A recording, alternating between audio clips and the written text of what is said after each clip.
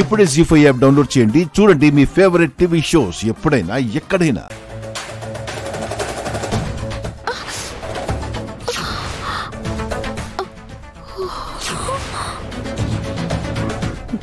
అక్క బాలీవ్ అక్క.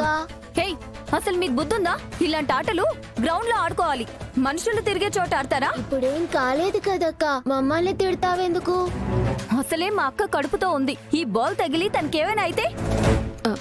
జాను, నువ్వు ఒక్క నిమిషం ఆగు, మీరు వెళ్ళి ఆడుకోండి. థ్యాంక్స్ అక్క.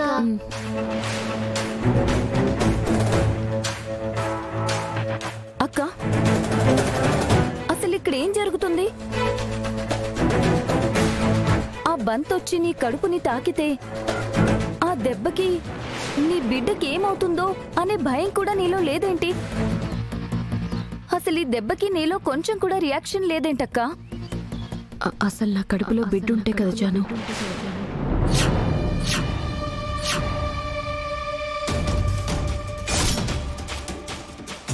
ఆ బిడ్డకి ఏమైపోతుందో అని భయపడ్డానికి.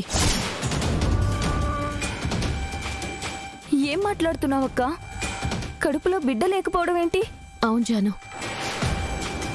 నా భర్తని కాపాడుకోవడానికి నాకు లేని బిడ్డని నేనే సృష్టించుకున్నాను. అసలు నువ్వేం మాట్లాడుతున్నావో నాకు అర్థం కావడం లేదక్కా. పరిస్థితులు మన చేతిలో నుంచి జారిపోతున్నప్పుడు ఆ పరిస్థితుల్ని చెక్కబెట్టడానికి పాశుపతాస్త్రం లాంటిది వేయక తప్పదు, పరిస్థితులను చెక్కబట్టక తప్పదు. ఇప్పుడు నేను కూడా నా భర్తని కాపాడుకోవడానికి అలాంటి అస్త్రాన్నే వాడాను. అంటే దేనికోసం ఇదంతా? నాకు మిత్రా గారికి విడాకులైపోతే ఎవరి దారి వాళ్ళు చూసుకోవాలి, ఒకరికొకరు దూరంగా బ్రతకాలి. దాంతో మిత్రగారికి ఎలాంటి గండాలు వస్తున్నాయో, ఎటువైపు నుంచి ఎలాంటి అపాయం పొంచుందో అని భయపడుతూ నేను జీవించాలి. అందుకే నా కడుపులో మిత్రగారి ప్రతిరూపం ప్రాణం పోసుకుంటుంది అని అబద్ధమాడాను. మిత్రగారిని రక్షించుకోవడానికి నాకింతకన్నా దారి దొరకలేదు జాను.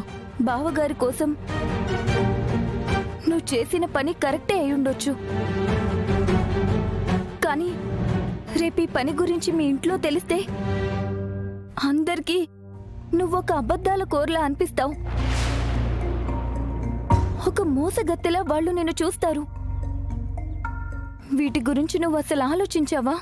ఆలోచించి నిర్ణయాలు తీసుకోవడానికి నా దగ్గరంత సమయం లేదు జాను. ఆ సమయానికి అందర్నీ ఆపే ఒక అస్త్రం వెయ్యాలి.